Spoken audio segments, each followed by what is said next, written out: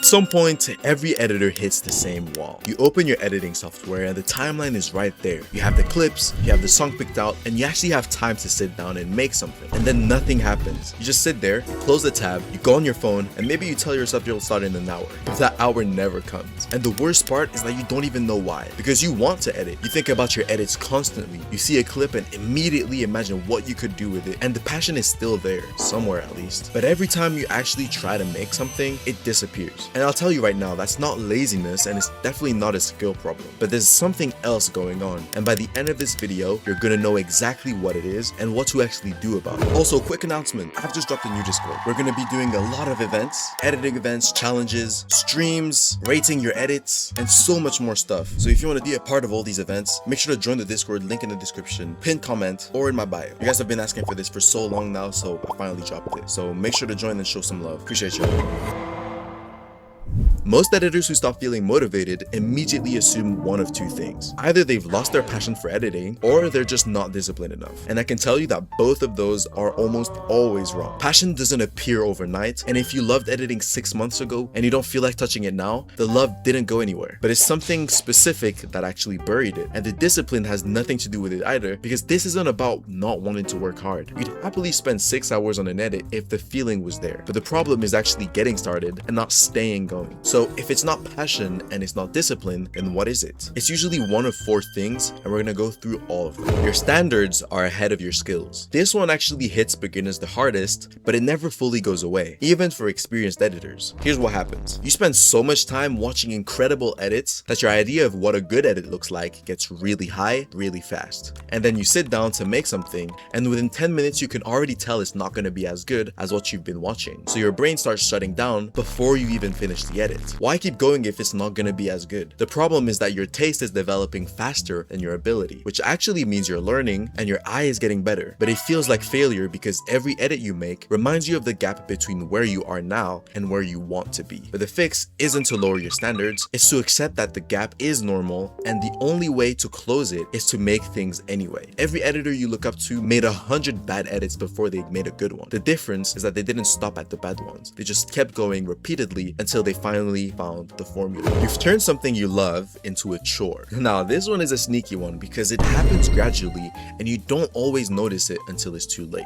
At some point, most editors start feeling pressure around their edits. Maybe it's from posting online and watching how other people's stuff performs. Maybe it's from comparing yourself to other editors or getting judged for your edits. Or maybe it's just from having a mental list of edits you should be making and still feeling behind on it. And once all that pressure builds up, editing stops feeling like something you get to do and starts feeling like something you have to do. And that mindset shift actually drains all the fun out of editing. You sit down to edit and instead of feeling creative, you feel stressed because you're expected to post. People that usually have this are people with decent followings and their followers expect them to actually keep posting. But it's not only those people, because it can also creep up on you when you're always trying to reach a viral edit. Making edits just for the sake of going viral will give you this expectation of having to post so frequently, which puts so much stress on your mind. You gotta lower your cortisol, bro. The edit you're trying to make isn't a creative project anymore, but it's just a test that you might fail. But let me tell you though, the fix here is to make something with zero pressure attached to it. Not for a channel, not for anyone else to see, but it's just for you. So pick a clip that you genuinely like, pick a song you actually enjoy, and make something with no expectation behind it. Don't expect it to get 1 million views or even 1,000 views. Just post it and see where it takes you. It sounds too simple, but it genuinely works because it reminds you of why you started in the first place. As a content creator myself, posting a video and constantly watching the analytics will quickly deteriorate my mental health. So it's really good to not look at your analytics so often. You're burned out and you've been ignoring it. Burnout doesn't always look like exhaustion. Sometimes it just looks like a vague feeling of, I don't want to do this right now. And that sticks around for weeks and then months, and then next thing you know, you haven't made an edit for an entire year. I'm talking from experience. And editors specifically are bad at catching it because the thing they burned out on is also the thing they use to relax. You've been staring at a timeline all day for a project, and then you try to unwind by making a personal edit, and it doesn't feel relaxing anymore because you're forced to do something that feels more like work. So you stop doing it, and then you feel guilty for stopping, and that guilt makes the whole thing feel even heavier. The honest answer here is that you need to step away. Not forever, and not dramatically like some creators will do. Just actually rest. Don't even think about editing, don't even think about posting, don't even think about going viral, and definitely do not scroll on social media or TikTok looking for the best edit. Do something completely unrelated to editing for a few days, even a week or two if you have to. Watch a film, play a game, go outside. Let your brain stop associating editing with stress. Then when you come back, it'll feel completely different. Not always immediately, but it will eventually. And with that being said, make sure to like and subscribe to help the channel out. You watching the entire video and leaving these comments about your experiences and opinions really make my day. And for those of you who want to quote unquote know how to not get AE, then go to my Instagram page, link in description, and make sure to follow me and like the post on the page so I can see your message. If you're watching these videos, it means you actively want to improve our video creation as a whole, whether it's edits, content creation, or anything that requires editing, which shows your determination to win in life. So thank you for being here. I appreciate every single one of you for rocking out with me, and let's get back into it. You don't know what to make. This one doesn't get talked about enough, but creative block is one of the main reasons why editors don't actually post edits. Sometimes the block isn't emotional at all. It's just that you sit down and you have no idea what to make. There's no specific song calling out to you, no clip is exciting to you, you have hundreds of options and none of them feel right. So you just sit there scrolling through your files, doing nothing, and you're just wasting time. And I'm telling you, bro, decision fatigue is real. And when the number of choices is too high and none of them feel urgent, your brain just refuses to pick. And the longer you sit there and not deciding, the more stuck you feel. But the fix for this one is to remove the options before you sit down to edit. Decide one thing in advance, the song or the character or the style, but just one. Then you open the software, the decision is already made for you and you just have to start. The hardest part of any edit is just getting something on the timeline. Once something is there, you can just build the momentum. Something I like to do is I look for a spin the wheel online. I look for 2 wheels specifically, and you might have seen it on my shorts tab if you watch my shorts. The first wheel that I have is an anime character list. Obviously, I usually make anime edits, so I need a list of really cool anime characters that I can make an edit on. So if I don't have an idea, I'll just pull up the list and I'll just spin for one character. You get the scene pack and you set the clips. The next thing you really want to know is the type of emotion that the edit should bring. Is it more of an angry rage style edit, or is it more of a chill happy vibe style edit? Based on that, it will be completely different experiences, which can make your edits feel more new and refreshing. If you're constantly making mixtape edits 24/7, eventually you're gonna get bored. Even if you take a break, you're gonna come back and you're gonna feel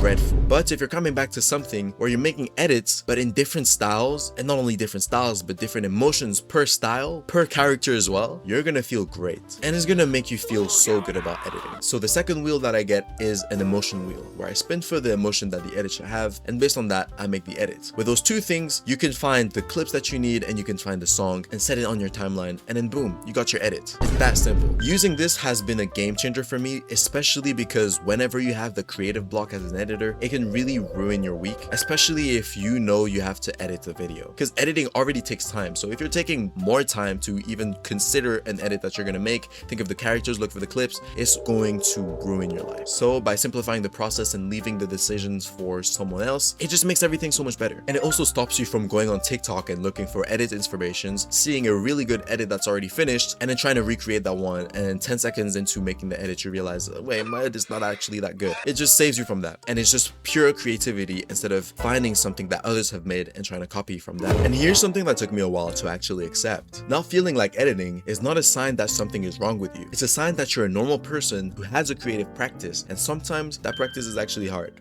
Ask any creative person. You can ask an artist how many times they've had creative block, and they'll give you a long list of every single moment that they had a creative block and they just didn't want to draw. And I promise you, every editor, matter of fact, every creative person actually goes through phases where the work feels impossible, where you open your software and feel nothing, where you can't remember why you used to love it. But I'm telling you, bro, that's not a personality flaw, but it's just how creativity works. The editors who keep going aren't the ones who always feel motivated, because motivation is unreliable. It shows up when it wants and then it disappears just as fast. The editors who build something long term are the ones who find a way to keep showing up even when the feeling isn't there, and who also know when to actually rest instead of forcing it, because forcing creativity will completely ruin the edit. Viewers can instantly tell an edit that was made from love and passion compared to one made simply of duty, and both of those things matter, because knowing when to push through and knowing when to step back is very important. And part of learning that is just paying attention to which reason from this list is actually yours right now. So leave a comment down below letting me know which reason you have stopped making edits for. And for those of you who have already experienced this and know this feeling all too well, leave ways for people to fix this. Help each other out, man. We're a family after all. So if you're watching this and you're currently in that I don't feel like editing phase, here's the most practical thing I can give you. If it's a standards problem, make something small, not just a full edit, just a scene. 1 minute. Pick any clip